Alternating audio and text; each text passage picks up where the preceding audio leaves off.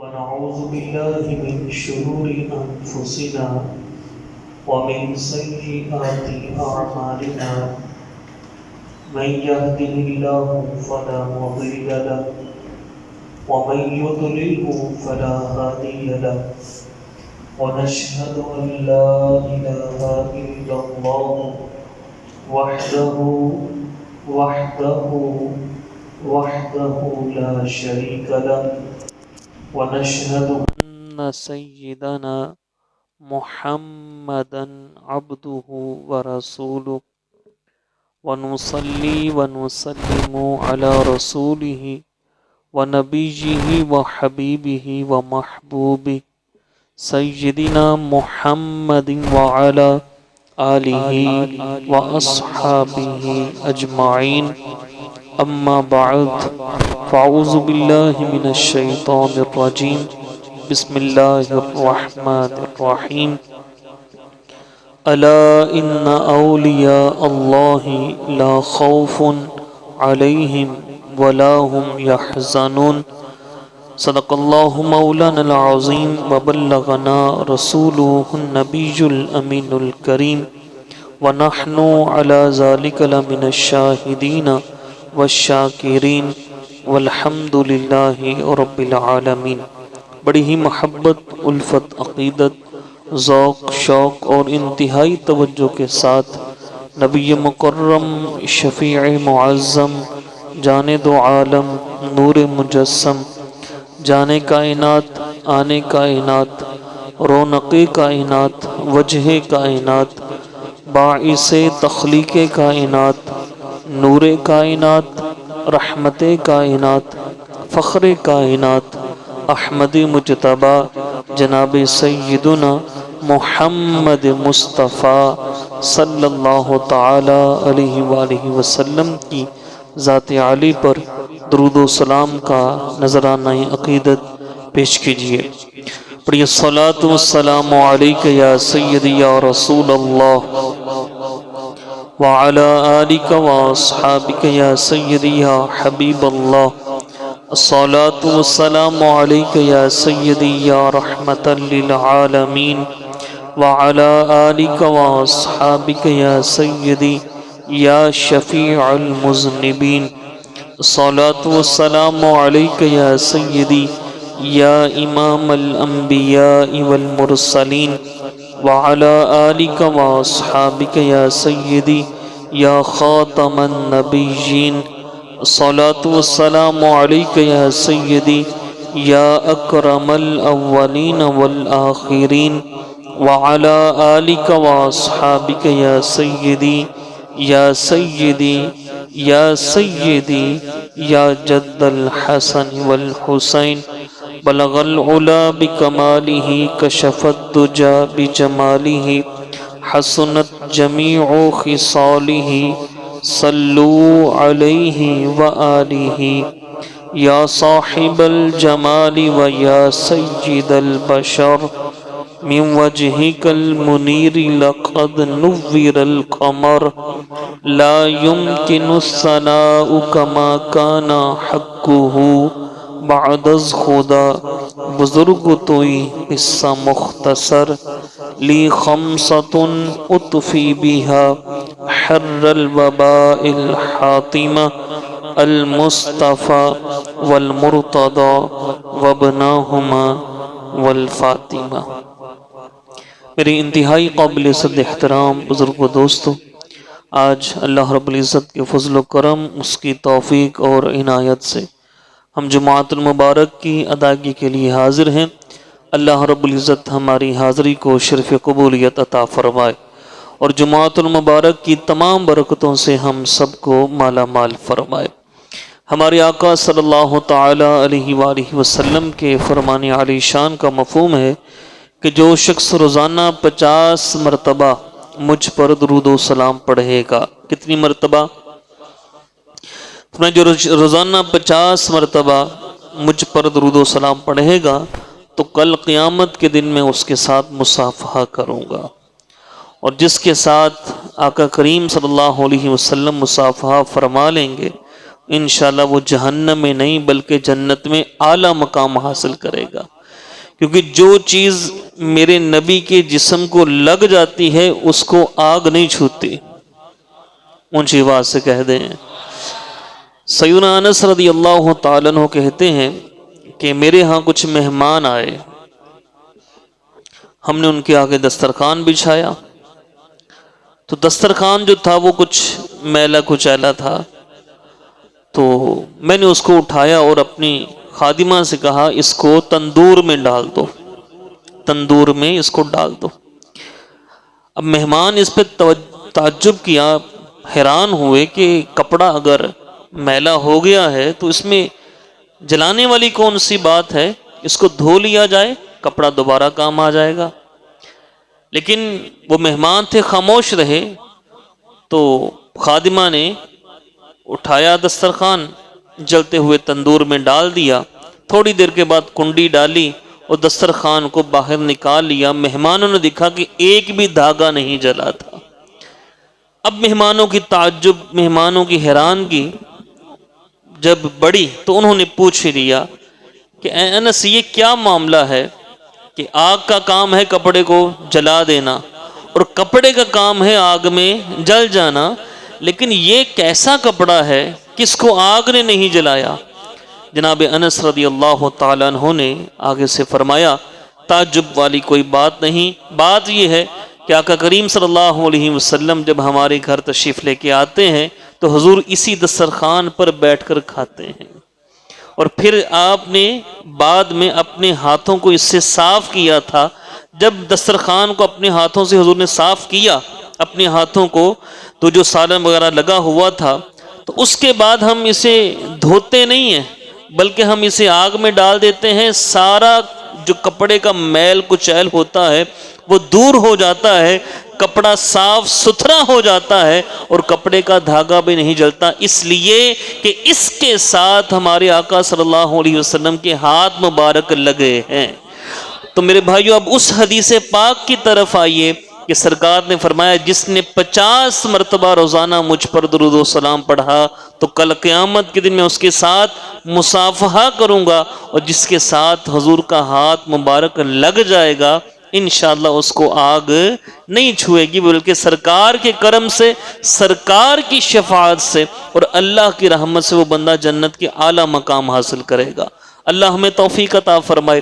کوشش کیا کریں کثرت کے ساتھ درود و سلام پڑھنے کی، کوشش کیا کریں زیادہ سے زیادہ جتنا بھی ہو سکے کوئی بھی درود و سلام پڑھ لیں، سب درود و سلام برکتوں والے ہیں۔ حضور کا نام نامی لیا کریں، اللہ تعالیٰ اس کی برکتیں ہمیں سمیٹنے کی توفیق عطا فرمائے۔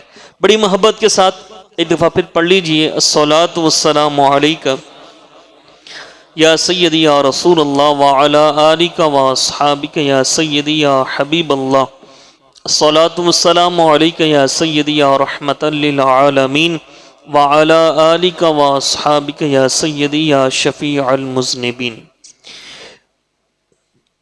یہ جو ایام ماہ سفر کے ہیں اور آج جو دوسرا دن ہے سیدنا داتا گنج بخش علی حجویری رحمۃ اللہ تعالی علیہ آپ کے عرس پاک کا،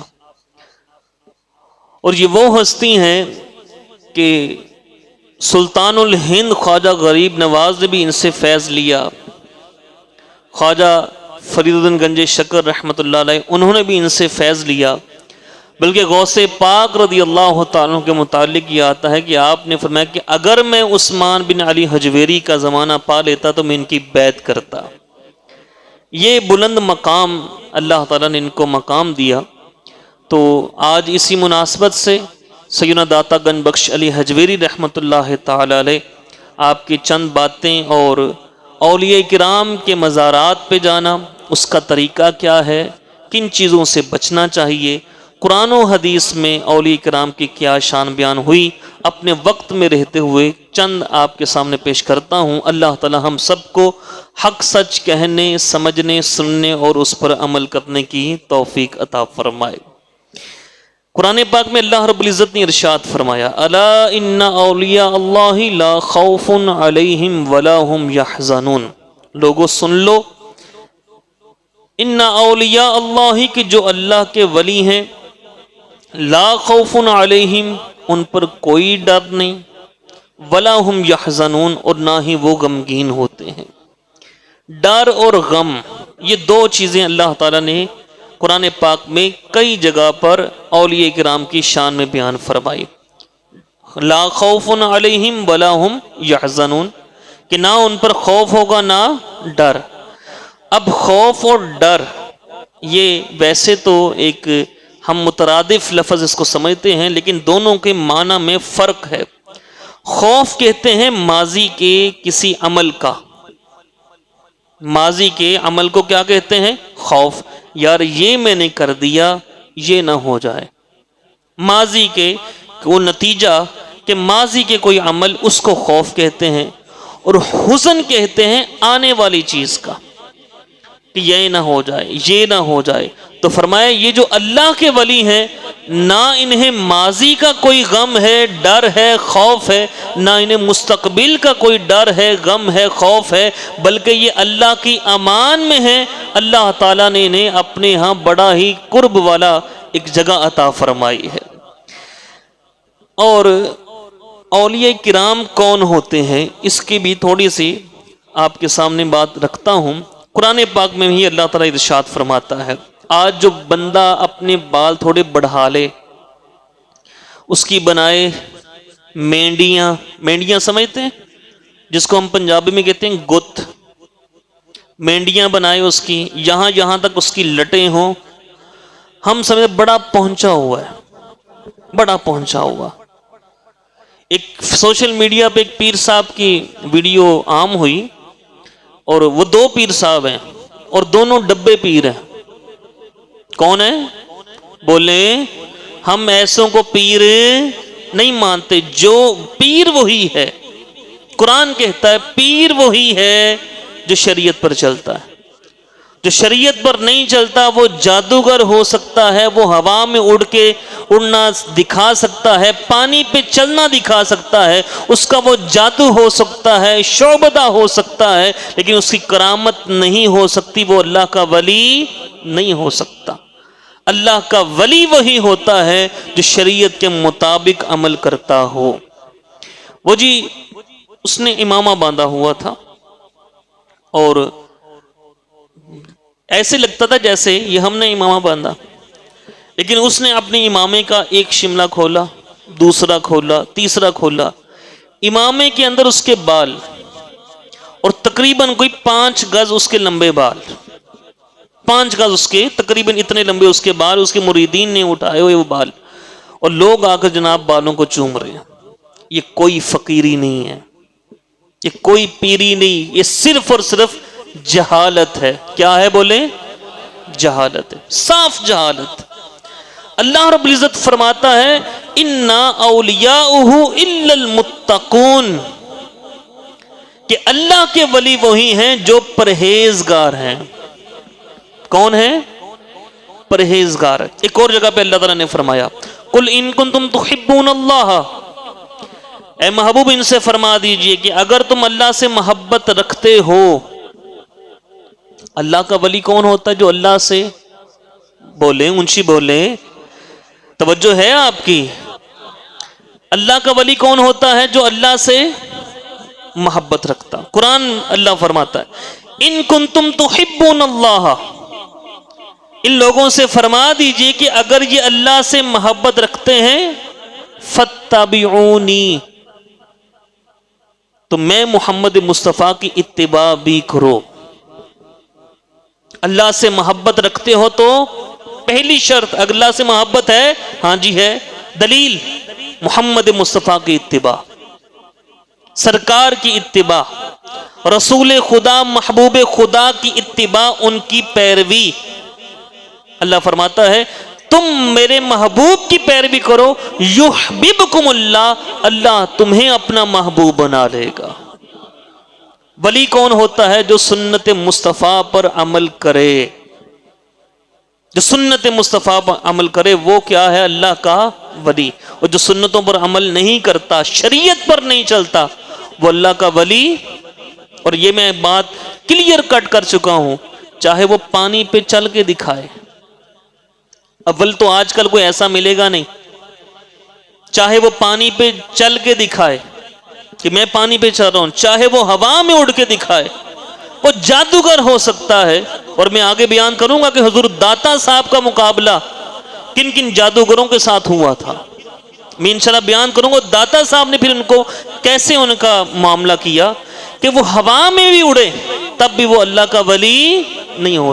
اللہ کا ولی کون؟ ان اولیاءہ الا المتقون، بے شک اللہ کا ولی وہی ہے جو پرہیزگار ہے، جو شریعت پر چلتا ہے.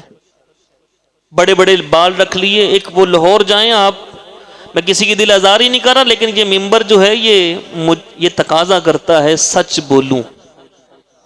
سچ بولو، انشاءاللہ تعالی سچ ہی بولیں گے اور دلیل سے بات کریں گے، کوئی دلیل کے بغیر نہیں. اور ہماری دلیل یہ بھی نہیں کہ کوئی عام سی کتاب، ہماری دلیل قرآن ہے، سرکار کا فرمان ہے. لاہور جائیں آپ، شیخو پورہ سے لاہور کی طرف درمیان میں ایک آتی ہے جگہ، شاید بیگم کوٹ، وہ ایک جگہ آتی ہے، اس کے پاس ایک دربار ہے. اور وہاں وہ ایک عجیب سا بندہ مشہور ہے، نوری بوری والی سرکار. نوری بوری والی سرکار. اب اس کی کیا حرکتیں سوشل میڈیا پہ عام. میلہ لگا ہوا ہے، میلے سے مراد قوالی کر رہے ہیں. وہ آگے جناب پیر صاحب وہ سمپل، وہ جس کو کہتے ہیں سنگل پسلی، وہ سنگل پسلی بھی نہیں بلکہ آدھی پسلی، اور بال اس کے وہی 4-5 گز لمبے. اب وہ آگے سے قوالی گا رہا ہے، علی علی، مولا علی کا نام لے رہا ہے. علی کا نام لینے سے پہلے بھی منہ کا بھی وضو ہونا چاہیے، وہ پاک نام ہے. اچھا وہ علی علی کر رہا ہے قوال.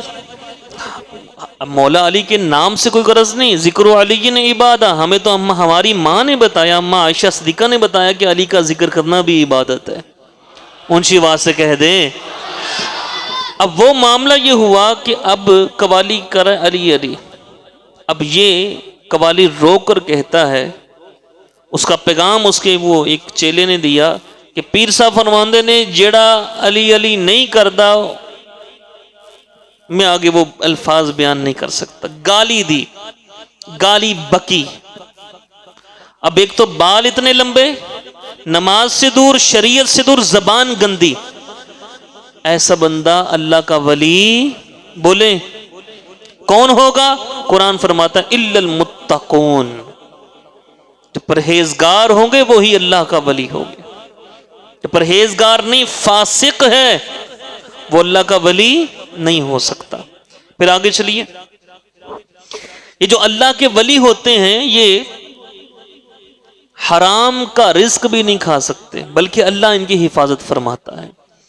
خواجہ با یزید بستامی رحمت اللہ تعالی علیہ ماں کے پیٹ میں تھے. ان کے بارے میں آتا ہے کہ اگر کسی نے لقمہ حرام یعنی حرام کھانا تھا وہ ان کی ماں کو دے دیا. اب ماں نے کھانا چاہا لیکن کھایا نہ جائے، اور وہ خود فرماتی ہیں ان کی والدہ کہ جب میں کوئی ایسے مشتبہ غذا کھا لیتی تو مجھے قے آ جاتی تھی، اس لیے کہ میرے پیٹ میں اللہ کا ولی تھا. تو یہ جو اللہ کے ولی ہوتے ہیں رزق حرام سے بچتے ہیں. آج کل تو اکثر یہ ایسے پیر ملیں گے، اور پیروں کی جو پہلے نظریں ہوتی تھیں، بھائی تہجد پڑھتے ہو، نمازیں پڑھتے ہو، رزق حلال کماتے ہو. اب پیروں کی نظریں مرید آیا ہے ماشاءاللہ، کس پہ آیا ہے؟ کون سی گاڑی پہ آیا ہے؟ سائیکل پہ ہے، چلو باہر بٹھا دو، 1000 مرتبہ سورہ اخلاص پڑھو تب اندر آنے کی اجازت ہے.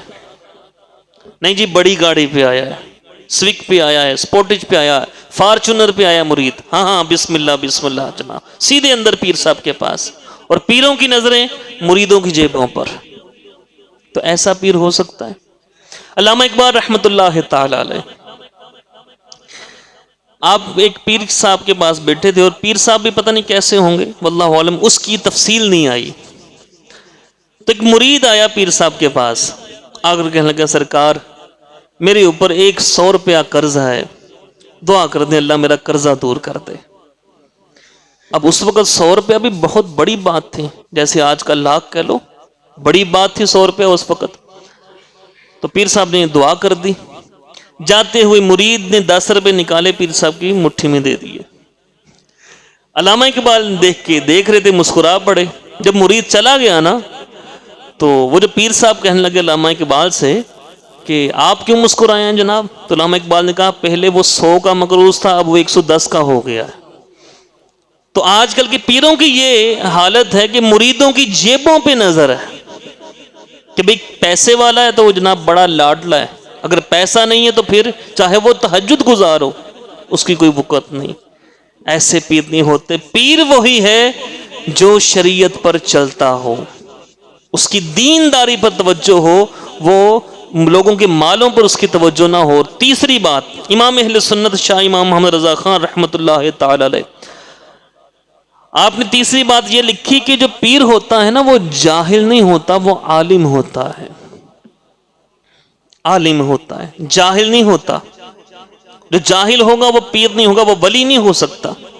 پیر کہہ لیں ہماری زبان میں ڈبہ پیر بھی ہوتے ہیں, جھوٹے پیر بھی ہوتے ہیں, وہ ہو سکتا ہے, لیکن وہ اللہ کا ولی نہیں ہو سکتا. کہ اللہ جس کو ولایت عطا کرتا ہے پہلے اسے علم عطا فرماتا ہے.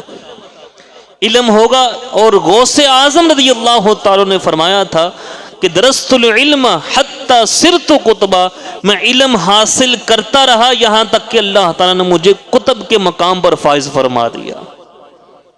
تو یہ پیروں کی یہ اللہ کے ولیوں کی شرطیں ہیں کہ اللہ کا ولی ایسے نہیں کہ جناب وہ کچھ کر کے دکھا دے, شعبدہ بازی کر کے دکھا دے اور شریعت سے وہ دور ہو. جو پیر مسجد میں آ کے نماز نہیں پڑھتا نا وہ ولی نہیں ہے. وہ ولی نہیں ہے جو مسجد میں آ کے نماز نہیں پڑھتا باقاعدگی کے ساتھ. ہاں عذر ہے تو پھر وہ ایک الگ چیز ہے کہ وہ مسجد میں بیمار ہے نہیں مسجد میں آ سکتا, وہ ایک الگ چیز ہے. لیکن مسجد بھی قریب ہے, سارے معاملات ہیں, لیکن مسجد میں آ کے نماز نہیں پڑھتا, وہ اللہ کا ولی بولے نہیں ہو سکتا. اللہ تعالی ہمیں اولیاء کرام کا ادب کرنے کی توفیق عطا فرمائے.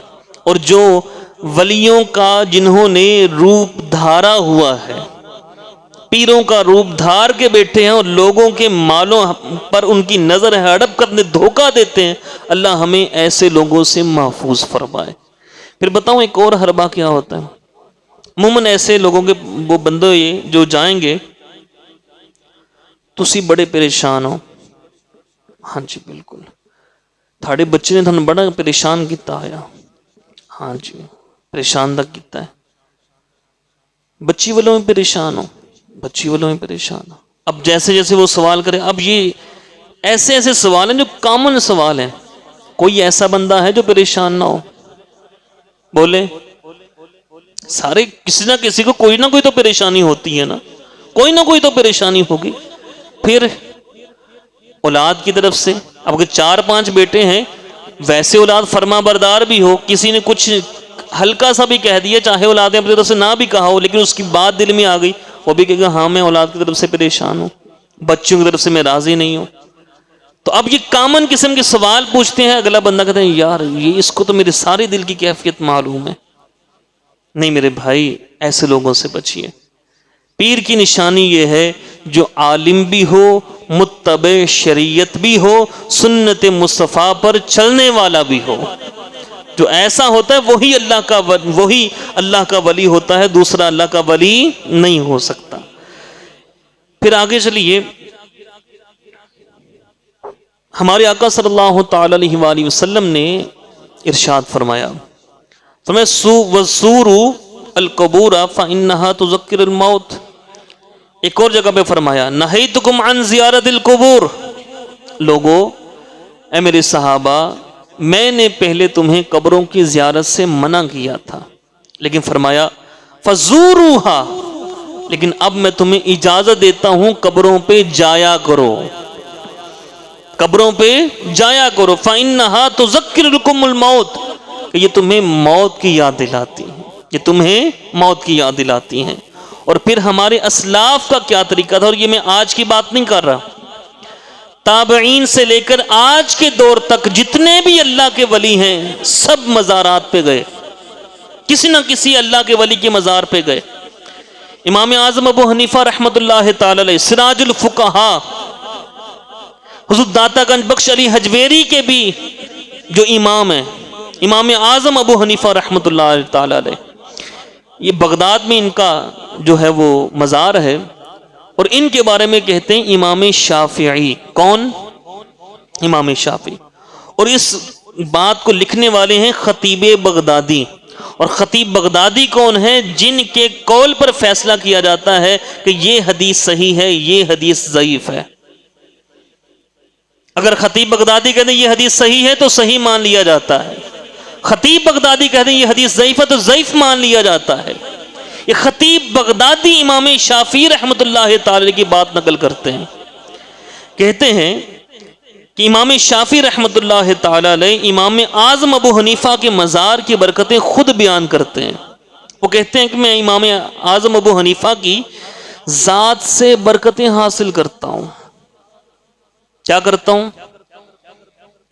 امام اعظم کو قبر ہے، اس سے برکتیں میں آگے بیان کروں گا انشاءاللہ اس پہ بھی، اور قرآن اس پہ شاہد ہے کہ کسی کوئی بندہ اللہ کے ولی کے مزار پہ جائے تو صحیح صدق دل سے اللہ کا ولی اسے عطا فرماتا ہے، اور جو قرآن کہتے ہیں میں عرض کرتا ہوں انشاءاللہ۔ امام شافعی کہتے ہیں میں امام ابو حنیفہ کی ذات سے برکت حاصل کرتا ہوں، روزانہ ان کی قبر کی زیارت کے لیے آتا ہوں۔ سبحان اللہ کہتے جانا ہے آپ نے۔ روزانہ ان کی قبر پہ آتا ہوں، جب مجھے کوئی ضرورت اور مشکل پیش آتی ہے تو 2 رکعت نماز پڑھتا ہوں، پھر ان کی قبر پہ آتا ہوں۔ کن کی قبر پہ؟ امام اعظم کی قبر پہ آتا ہوں، اس کے پاس کھڑے ہو کر حاجت پوری کرنے کے لیے اللہ سے دعا کرتا ہوں، اللہ تعالیٰ اس قبر کی برکت سے میری حاجت کو پورا فرما دیتا ہے۔ اور یہ کوئی عام ہستی نہیں کہہ رہی، یہ امام شافعی کہہ رہے ہیں۔ دنیا اسلام میں جن کا نام ہے، دنیا اسلام کے چوتھائی ہی لوگوں کے یہ امام ہیں، امام شافعی رحمۃ اللہ تعالی علیہ۔ آگے چلیے، یہ بھی محدث ہیں، محدث ابن حبان رحمۃ اللہ تعالی علیہ، اور یہ بھی حدیث کے فیصلے کرتے ہیں کہ یہ کون سی حدیث صحیح ہے کون سی ضعیف ہے۔ یہ گئے امام علی رضا بن موسیٰ کے مزار مبارک پر۔ امام علی رضا یہ 12 اماموں میں سے ہیں۔ یہ کہتے ہیں میں نے کئی مرتبہ ان کے مزار کی زیارت کی، اور شہر طوس قیام کے دوران جب بھی مجھے کوئی مشکل پیش آتی میں امام موسیٰ رضا کے مبارک مزار پہ گیا، اللہ تعالیٰ نے اس حاضری کی برکت سے میری پریشانیوں کو دور فرما دیا۔ اچھا، یہ جو امام شافعی رحمہ اللہ رحمٰن نے فرمایا کہ میں امام اعظم کی ذات سے برکتیں حاصل کرتا ہوں، تو کیا قبر والا بھی فائدہ دے سکتا ہے؟ سوال ہے نا۔ ہم داتا صاحب جاتے ہیں، جائیں گے بھی، اولیاء کرام کے مزارات پہ حاضری دیتے، کیا وہ ہمیں فائدہ دیتے ہیں؟ توجہ ہے آپ کی؟ قرآن پاک میں اللہ تعالیٰ نے ارشاد فرمایا، والذین ہاجروا فی سبیل اللہ، میرے ساتھ ساتھ رہیے گا، فرمایا جن لوگوں نے اللہ کی راہ میں ہجرت کی، جن لوگوں نے اللہ کی راہ میں ہجرت کی، پہلی چیز، ثم قتلوا، پھر اللہ کی راہ میں وہ شہید کر دیے گئے، او ماتوا، یا وہ طبعی موت فوت ہو گئے۔ جنہوں نے ہجرت کی پھر کیا کیا؟ شہید ہو گئے یا وہ طبعی موت مر گئے، اللہ فرماتا ہے یرزقنہم اللہ رزقا حسنا، اللہ تعالیٰ انہیں رزق حسن عطا فرمائے گا۔ کن کو؟ جنہوں نے ہجرت کی اور قتل ہو گئے، شہید ہو گئے یا طبعی موت آ گئی، تو کیا ہوگا؟ اللہ تعالیٰ ان کو رزق حسن عطا فرمائے گا۔ ان اللہ لہو خیر الرازقین، بے شک اللہ کی دی ہوئی روزی سب سے بہتر ہے، اللہ ہی سب سے بہتر روزی دینے والا ہے۔ اب اس سے معلوم یہ ہوا کہ جو بھی مہاجر ہے، جو بھی مہاجر ہے، مہاجر ہے، اور مہاجر کون ہوتے ہیں؟ اس کی بھی ہیں 2 قسمیں۔ ایک ہے ہجرت جسم سے ہجرت کرنا، کہ اپنی جگہ چھوڑ کر دوسری جگہ پہ ہجرت کی، جیسے مکہ والوں نے ہجرت کی کہاں پر؟ مدینہ میں، مکہ والوں نے حبشہ ہجرت کی، یہ بھی مہاجر۔ اور دوسرا مہاجر ہمارے آقا صلی اللہ علیہ وسلم نے خود بیان فرمایا المہاجر، مہاجر وہ ہے من ہاجر ما نہی اللہ عنہ، کہ جس چیز سے اللہ نے روکا ہے اس چیز کو چھوڑ دے، وہ بندہ بھی مہاجر ہے۔ میری بات سمجھ میں آ رہی ہے آپ کے؟ جس چیز سے اللہ نے روکا ہے، میرے ساتھ رہیے گا، جس چیز سے اللہ نے روکا ہے اس چیز سے وہ رک جائے، اس چیز کو وہ چھوڑ دے، وہ بھی کون ہے؟ مہاجر۔ وہ بھی کون ہے؟ مہاجر۔ اور یہ جو روایت ہے یہ صحیح بخاری کے اندر ہے، صحیح بخاری کے اندر، کہ جس چیز سے اللہ نے روکا اس سے رک جائے اور اللہ کی اطاعت کرے، وہ کون ہے؟ مہاجر۔ اور اللہ نے مہاجروں کے بارے میں کیا فرمایا؟ فرمایا والذین ہاجروا فی سبیل اللہ، کہ جو بھی اللہ کی راہ میں ہجرت کرتے ہیں پھر ثم قتلوا او ماتوا، پھر وہ شہید ہو جائیں یا وہ تبھی موت مر جائیں، اللہ تعالیٰ انہیں رزق حسن عطا فرماتا ہے۔ کیا فرماتا ہے؟ رزق حسن عطا فرماتا ہے۔ اب وہ تو قبر میں چلے گئے، وہ کہاں چلے گئے؟ وہ قبر میں چلے گئے۔ اب حدیث پاک کی روح سے جو بھی اللہ کی اتباع کرے، جس چیز سے اللہ نے منع کیا اس سے رک جائے، وہ کون ہے؟ بولے کون ہے؟ مہاجر۔ جس چیز سے اللہ نے منع کیا ہے اس سے رک جائے، وہ کون ہے؟ مہاجر۔ داتا صاحب مہاجر ہوئے کہ نہ؟ بابا صاحب مہاجر ہوئے؟ غوث پاک مہاجر ہوئے؟ بولے نا، غوث پاک بھی مہاجر، داتا صاحب بھی مہاجر، خواجہ صاحب بھی مہاجر، مجدد الفسانی بھی مہاجر، قیامت تک جتنے بھی اولیاء ہوں گے سب مہاجر، اور حضور سے لے کے اب تک جو بھی شریعت پر چلا وہ مہاجر۔ اور اللہ قرآن پاک میں ارشاد فرماتا ہے، فرمایا جس کو ہم نے رزق حسن دیا، جس کو ہم نے رزق حسن دیا وہ آگے لوگوں کو تقسیم کرتا ہے، وہ آگے لوگوں کو بولے تقسیم کرتا ہے۔ اللہ تعالیٰ فرماتے ہیں من رزقناہ منا رزقا حسنا، کہ جس کو بھی ہم نے رزق حسن عطا کیا۔ رزق حسن کس کو ملا؟ مجھے یہ میں آپ کو یہ نقطہ سمجھانا چاہتا ہوں، اس کو سمجھیے گا۔ آپ نے جانا ہے مزار، داتا صاحب کے مزار پہ، بابا صاحب کے مزار پہ، اولیاء کے مزار پہ، کس دلیل سے ہم کہتے ہیں کہ داتا صاحب ہمیں فیض عطا کریں؟ وہ دلیل میں آپ کو سمجھانا چاہتا ہوں، وہ دلیل بتانا چاہتا ہوں کہ داتا صاحب سے کیوں ہم مانگتے ہیں۔ قرآن میں اللہ نے فرمایا کہ مہاجر جو اللہ کی راہ میں ہجرت کرتا ہے، جو اللہ کی راہ میں ہجرت کرے پھر وہ شہید ہو جائے یا مر جائے، اللہ اس کے رزق حسن عطا فرماتا ہے۔ اور مہاجر کون ہے؟ میرے آقا نے فرمایا جس چیز سے اللہ نے منع کیا اس سے رک جائے وہ مہاجر۔ داتا صاحب، داتا صاحب، غوث پاک، خواجہ صاحب، بابا صاحب، مجدد الفسانی، جتنی اللہ کے ولی ہیں سب کون ہیں؟ مہاجر۔ اور مہاجر کے بارے میں اللہ فرماتے ہیں میں اس کو کیا دیتا ہوں؟ رزق حسن دیتا ہوں۔ اور وہ کہاں پہ ہوتا ہے؟ قبر میں۔ کہاں پہ ہے؟ قبر میں۔ یہ کوئی کتاب نہیں، عام کتاب نہیں، قرآن کی آیتیں پڑھ رہا ہوں میں۔ اللہ فرماتے ہیں کہ مہاجروں کو جو شہید ہو گئے یا مر گئے میں اس کو رزق حسن دوں گا۔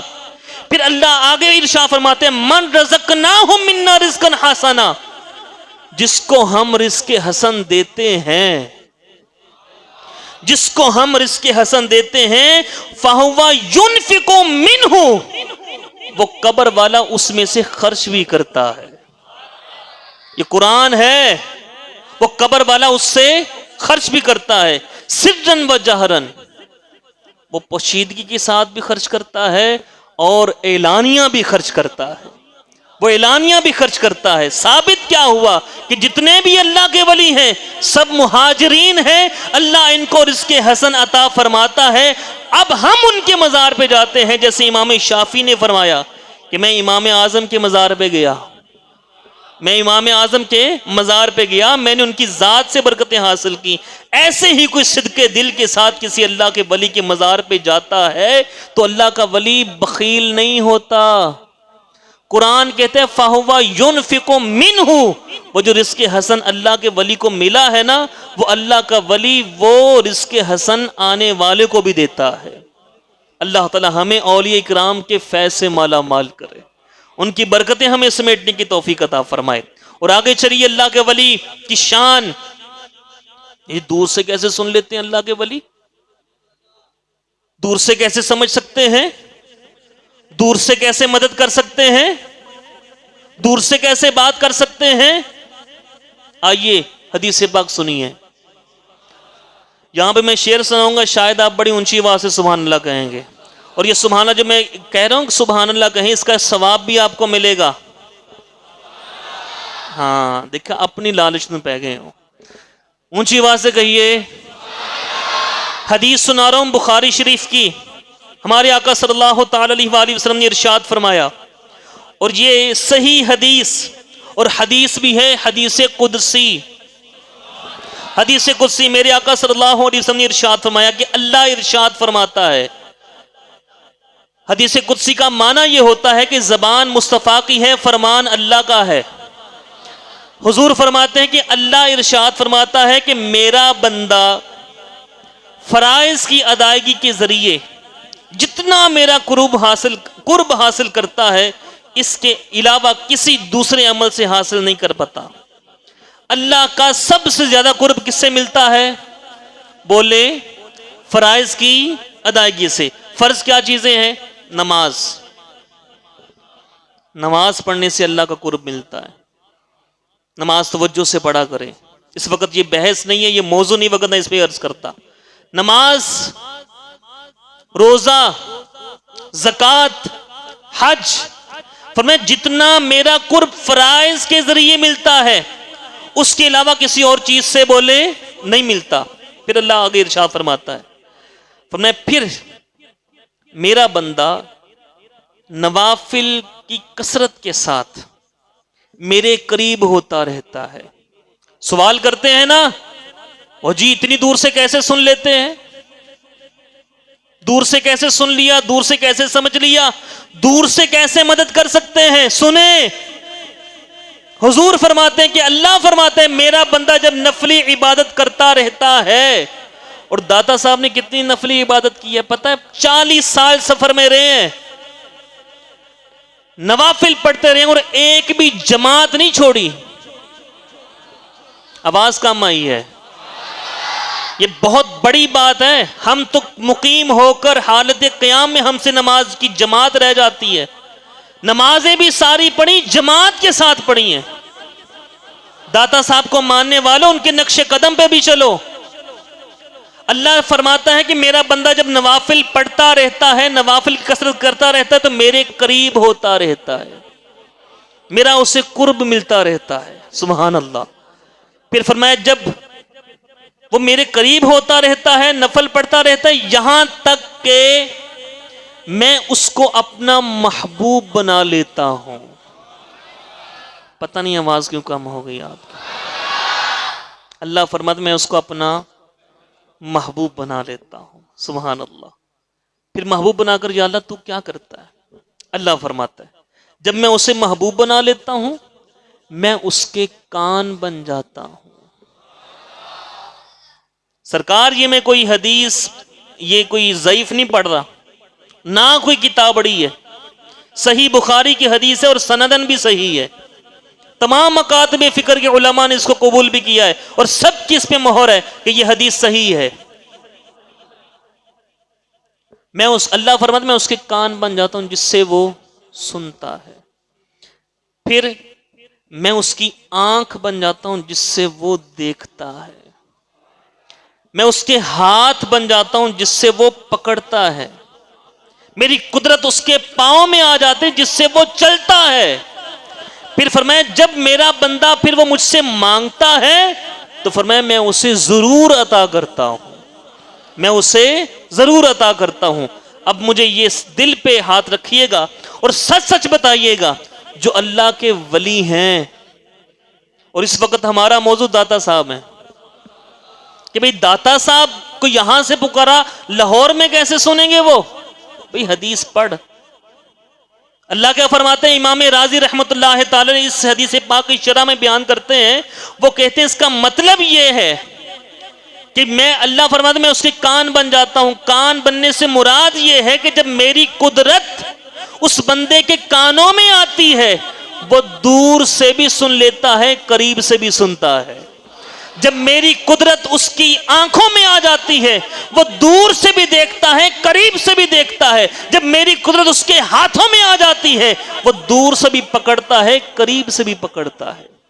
وہ کون سی طاقت تھی جو قرآن نے بیان کی؟ جب سلیمان علیہ السلام نے کہا کہ ملکہ بلقیس کے آنے سے پہلے اس کا تخت میرے دربار ہونا چاہیے، تو ایک جن نے کہا تھا کہ آپ کی مجلس کے برخاست ہونے سے پہلے وہ تخت یہاں پر آئے گا، لیکن فرمایا مجھے اس سے پہلے چاہیے۔ یہ قرآن کا مفہوم بیان کر رہا ہوں، مجھے اس سے پہلے چاہیے۔ سلیمان علیہ السلام نے یہ کہا جب کہ مجھے اس سے پہلے چاہیے، تو سلیمان علیہ السلام کا امتی آصف بن برقیہ، تفسیروں میں یہی نام آیا۔ آصف بن برقیہ نے کہا حضرت میں لے کے آتا ہوں، کتنی دیر میں؟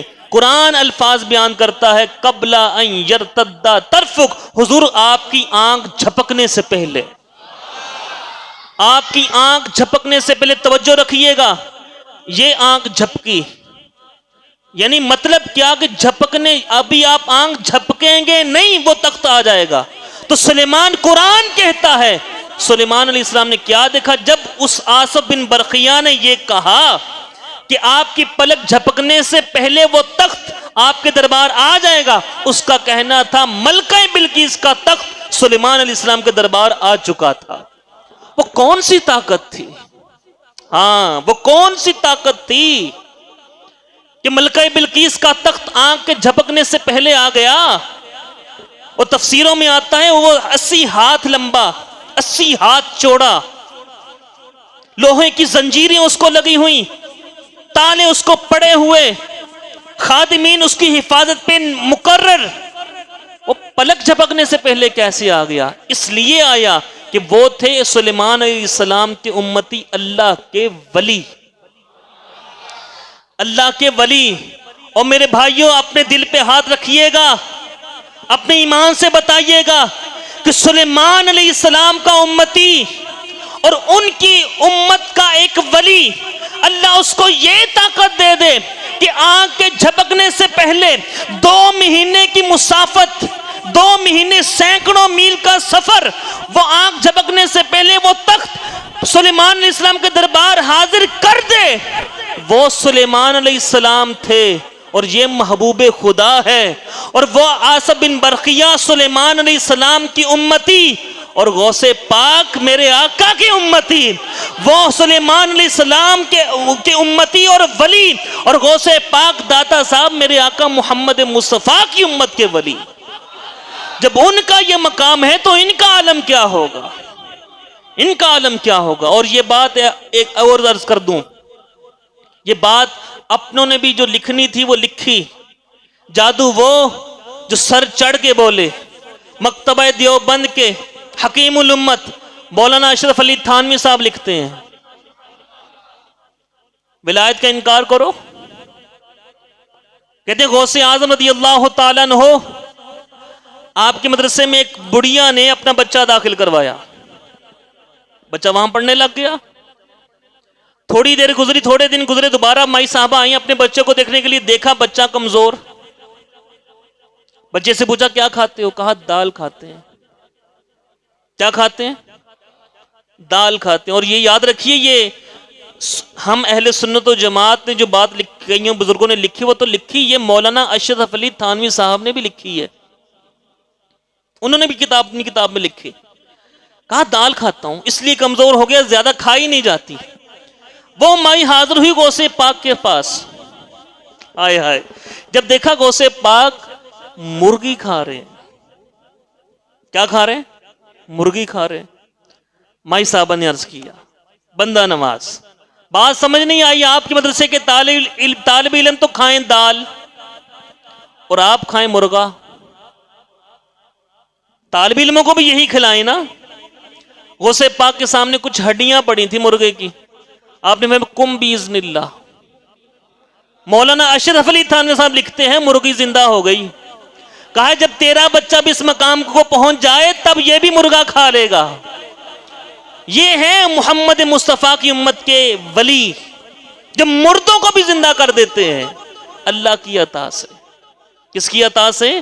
اب یہ بات سمجھ میں آئی نا حدیث پاک صحیح بخاری کی، جب بندہ نفلی عبادت کرتا رہتا ہے تو میں اسے اپنا محبوب بنا لیتا ہوں، میں اس کے کان بن جاتا ہوں، میں اس کی آنکھ بن جاتا ہوں، میں اس کے ہاتھ بن جاتا ہوں۔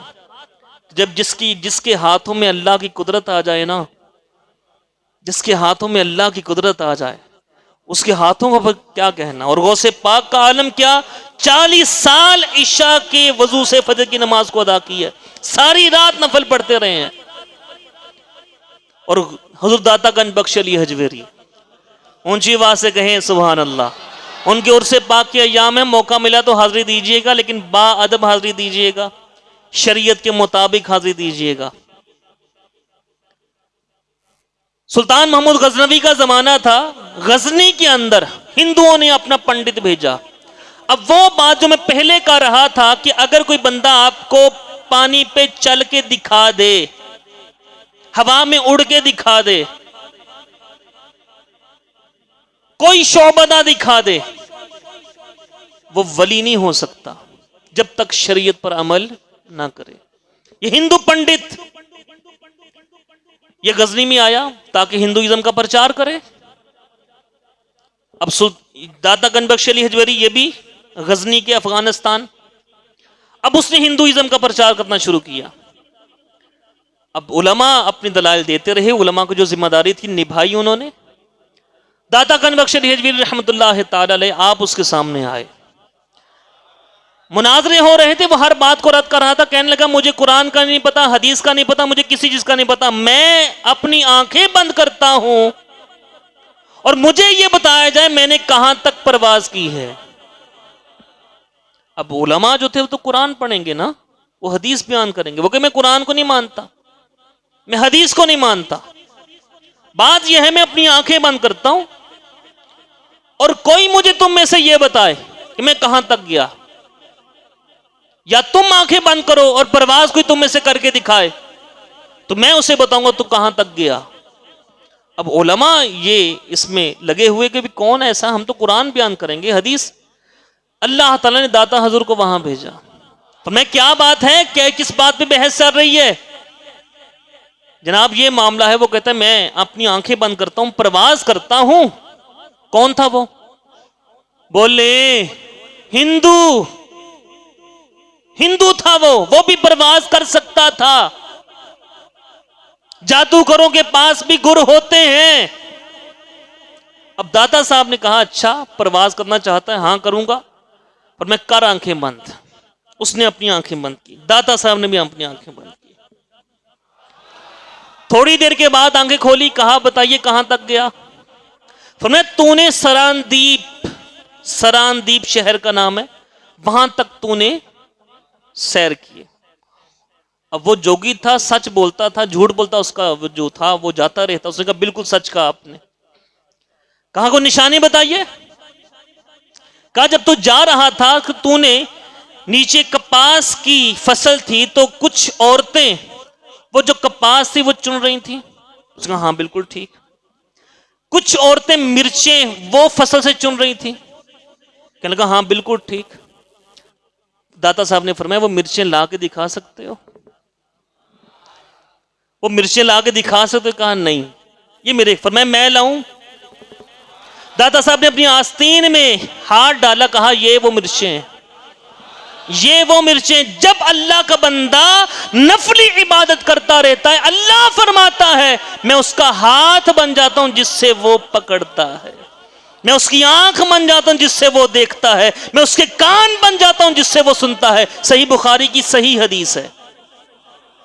اچھا داتا صاحب نے پھر فرمایا اچھا یہ تو نے زمین پہ سیر کی ہے نا، زمین پہ سیر کی، اب آسمان کی سیر کر۔ اس نے کہا نہیں، میں پہلے آسمان تک تو جا سکتا، اس سے اوپر نہیں جا سکتا۔ جانا چاہتا ہے؟ جی جانا تو چاہتا ہوں۔ پڑھ لا الہ الا اللہ محمد رسول اللہ، کلمہ پڑھایا اور پھر داتا صاحب نے کہا اب آنکھیں بند کر۔ جب آنکھیں بند کی داتا صاحب نے 7 آسمان کی سیر کروا دی۔ یہ ہیں داتا صاحب کہ جن کا فیض لے کر خواجہ سلطان الہند کہتے تھے گنج بخشے فیض عالم مظہر نور خدا، ناقص آرا پیر کامل کامل آرا رہنما۔ ان کے ساتھ اپنا ناطہ جوڑیے اور آخری بات کر کے اپنی گفتگو سمیٹتا ہوں. حدیث پاک ہے، حضور نے ارشاد فرمایا اللہ کے ولیوں کے ساتھ تعلق بنا کے رکھا کرو. کیا کیا کرو؟ ان کی قیامت کے دن بڑی شان ہوگی. اللہ کے ولیوں کی حضور نے ارشاد، اور صحیح بخاری کی حدیث ہے، ابن ماجہ کے اندر بھی ہے، ترمذی کے اندر بھی ہے، صحیح حدیث. اللہ کے ولیوں کے ساتھ تعلق بنا کے رکھا کرو. اللہ کے ولیوں کے ساتھ، اور میں یہ پہلے واضح کر چکا، ولی وہی ہوتا ہے جو شریعت سے ہٹ کے چلے. وہ ولی، وہ شیطان کا ولی تو ہو سکتا ہے لیکن اللہ کا ولی نہیں ہو سکتا. تو سرکار نے ارشاد فرمایا کہ اللہ کے ولیوں کے ساتھ تعلق بنا کے رکھا کرو، کل قیامت کے دن ان کی بڑی شان ہوگی. صحابہ کرام نے عرض کی حضور ما دولتہم، قیامت کے دن کی کیا شان ہوگی؟ آپ صلی اللہ تعالی علیہ وآلہ وسلم نے ارشاد فرمایا شان یہ ہوگی کہ جس نے بھی اس اللہ کے بندے کو پانی پلایا ہوگا نا، تو اگر وہ پانی پلانے والا جہنمیوں کی لائن میں ہوا اور اس اللہ کے ولی کو دیکھا، وہ کہے گا اے اللہ کے ولی، وہ کہے گا جی دنیا میں نے آپ کو پانی پلایا تھا، اس وقت آپ پیاسے تھے، مشکل میں تھے، میں نے آپ کو مشکل آسان کی، آج یہاں میں مشکل میں ہوں. تو وہ اللہ کا ولی جو ہوگا، حضور فرماتے ہیں اب رب کی بارگاہ میں سفارش کرے گا. اللہ فرمائے گا جا اس کا بازو پکڑ، اسے بھی جنت میں لے کے چلا جا. یہ نسبت کی برکتیں ہیں. ایسے کپڑے کے بارے میں بھی کہا. اچھا پانی کی مثال دی سرکار نے اور کپڑے کی دی کہ میں نے آپ کو پانی پلایا تھا جب آپ پیاسے تھے، میں نے آپ کو لباس دیا تھا جب آپ کے کپڑے نہیں تھے. تو یہ اللہ کے، یہ حضور نے دو چیزیں بیان کی. اب ایک چیز تھوڑی ہٹ کے، جب میت قبر میں جاتی ہے نا، یہ بھی حدیث پاک ہے، جب بندہ دفنا دیا جاتا ہے تو قبر والا، سرکار فرماتے ہیں، کئی دفعہ آپ نے مجھ سے یہ حدیث پاک سنی، سرکار صلی اللہ علیہ وسلم فرماتے ہیں کہ قبر والا ایصال ثواب کا یوں انتظار کرتا ہے جیسے پانی میں ڈوبنے والا کنارے کا انتظار کرتا ہے کہ مجھے کوئی ثواب پہنچائے. پھر جب اسے ثواب پہنچتا ہے، سرکار فرماتے ہیں دنیا اور دنیا میں جو کچھ ہے وہ سب ایک طرف اور وہ ثواب ایک طرف، وہ اس پہ اتنا خوش ہوتا ہے. اب جب ہم داتا صاحب کو ثواب بھیجیں گے، جب داتا صاحب کو ایصال ثواب کریں گے، اس پہ وہ خوش ہوں گے کہ نہیں ہوں گے؟ اور کتنا خوش ہوں گے؟ پانی پینے سے تو زیادہ ہوں گے نا، کپڑے پہننے سے زیادہ خوش ہوں گے. تو انشاءاللہ کل قیامت کے دن یہ اللہ کے ولی ہمارے کام آئیں گے، اللہ کے اذن سے ہماری مدد کریں گے. اللہ رب العزت ہمیں اولیاء کرام کے فیض سے مالا مال فرمائے، ان کے نقش قدم پہ چلنے کی توفیق عطا فرمائے. داتا داتا کر لیا ایسے نہیں، ان کے مزار پہ چلے گئے، حاضری دے دی، برکتیں ہیں اس کا بھی انکار نہیں، لیکن اصل داتا والا وہی ہے جو داتا کے نقش قدم پر چلے، داتا کی سیرت کو اپنائے، داتا حضور کے فرامین پر عمل کرے، شریعت کے مطابق عمل کرے، وہی داتا والا ہے اصل میں. اللہ تعالی ہمیں اولیاء کرام کے فیض سے مالا مال فرمائے. وآخر دعوانا ان الحمدللہ.